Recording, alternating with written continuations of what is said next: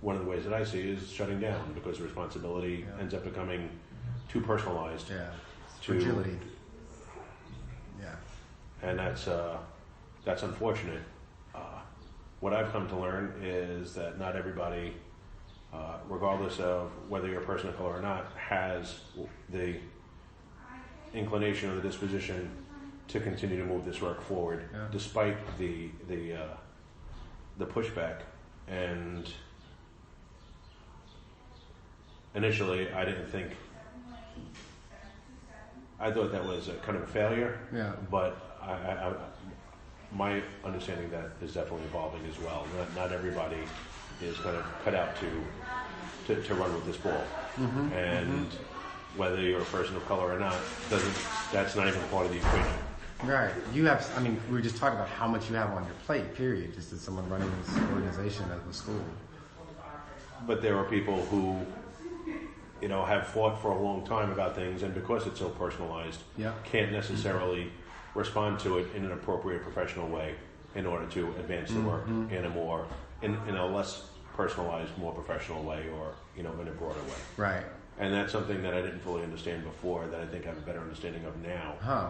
And I'm still trying to kind of wrap my head around what the next steps are in order to help that move.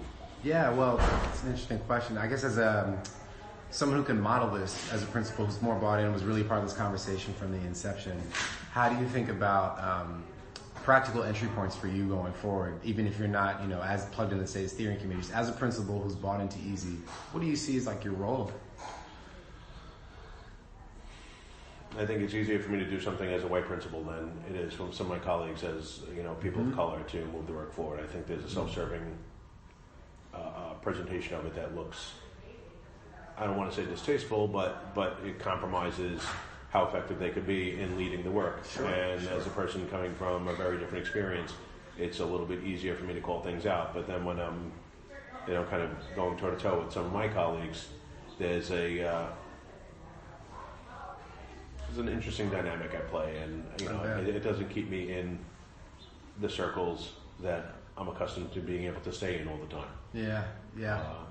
About a year ago, I had a conversation with a colleague about the difference between white privilege and prejudice, and she was unable to really make a distinction between one and the other. And this was after a couple of PDs at the district level, but basically her line of reasoning was that she's not prejudiced, so therefore she could not be a beneficiary of white privilege.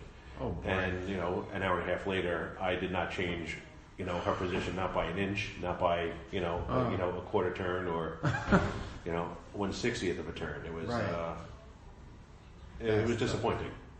Yeah. And that's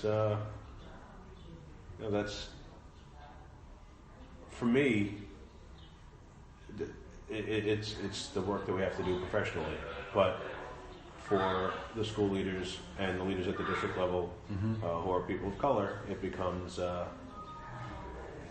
lot more challenging, because now a person who should be an automatic ally is not. Yeah. And that's something that I don't think I can approach you the same way after that. For them and for me even, but I think it's less present. It's less of a constant presence for me than it is for others. Sure. That sounds really challenging. Wow. So I guess zooming out a little bit as you think about the infrastructure of Easy, because we could talk about this piece all day. It's really compelling, and there are a lot of needs there, right, on the interpersonal side, but on the sort of quasi-organizational side, to the extent Easy has like a bit of an infrastructure in place. What do you think is most needed to kind of sustain the work? I've heard people say the container feels a little fragile at the moment. I think Dr. Wilson kind of did the work for a good first step, and I'll say by creating a tiered space for the leadership to begin to engage in the work at the next level. So the school leaders who were there were probably people closest to my disposition and how they go about the work. And because of that, they're ready to kind of embrace the next steps and become more deeply connected to how we bring this to life in each school. I think that tiered approach is probably what's necessary because it would provide a space for the colleague that I just mentioned a couple minutes ago. Obviously, there's quite a bit of work to do there. Yeah. And I don't want to say at a more basic level, but certainly at a more challenging level. So therefore, it requires maybe a deeper dive into the inequities that are so obvious to some, but obviously not to others. Right. Right. And I think a tiered approach might be more valuable than an island-wide or a district-wide or all the principals or all the CBOs. And I know Liz Beck was down there in New Orleans as well, correct? Yeah, she was. So I think having the CBOs part of that process, I think, has to be the same way. It would have to be. I would like to think that most of our CBO leadership on Staten Island is a little more progressive in their orientation and has a better understanding of where the work is. But it's possible that they do not. And then to include those in those tiered experiences will probably be a game changer. Okay. Does that make sense? I mean, is that a response that... Yeah, no, what you're saying makes sense. The different entry points for different folks depending on kind of where they are, their fluency and their comfort with these issues. Yeah. I think our first wave of engagement was really with folks who were a little more bought in. You have like the early adopters, and now we're getting to the phase where, we're brushing up against folks who don't sort of like show up as comfortably or aren't as like naturally inclined to go there. That's a different challenge. Entirely. And they probably make up the majority of all leadership on Staten Island. Yeah, that's what I'm starting to understand. Yeah. So our role going forward, I guess part of what's different this time around is limited engagement compared to past times. So it's myself, Robert, and Ursula. Don't necessarily expect Ursula to have as much of an in-person presence, she's sort of advisor. So Robert and I finding ways to, in a light touch manner, kind of again, sort of teach folks how to fish more. So not us delivering, facilitating, but really coaching Easy's leadership to get there. Given what you know about how they're operating at the moment, what kind of support do you think would be most helpful as we're sort of phasing this differently?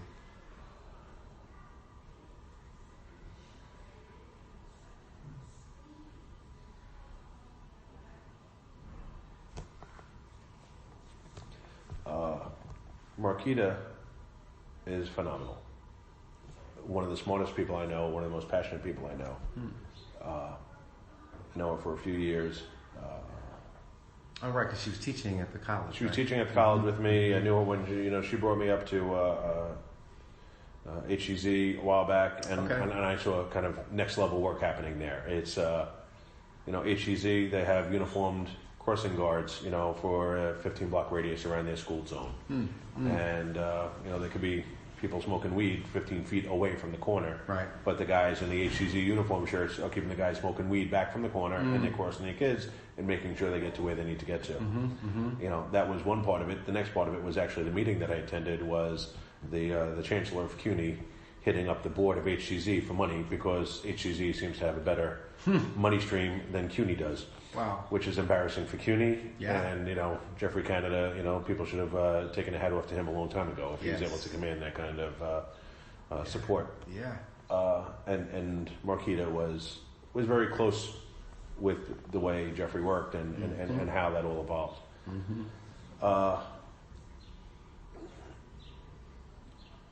I think Marquita has no problem working with me or people who approach the work with kind of my same passion and perspective, but definitely does not have such an easy time working with people who are at that other entry point levels.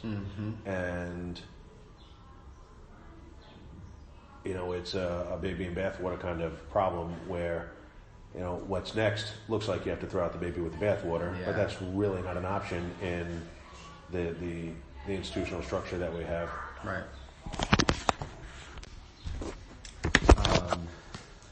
So I think giving her more resources to be able to engage people who are at a different level of entry is, she's very quick to call people out, and rightfully so, and the urgency lives in her in a way that people don't, not everybody's ready, willing, and able to express, right. But I'm still not sure that that urgency is received by people in a constructive way.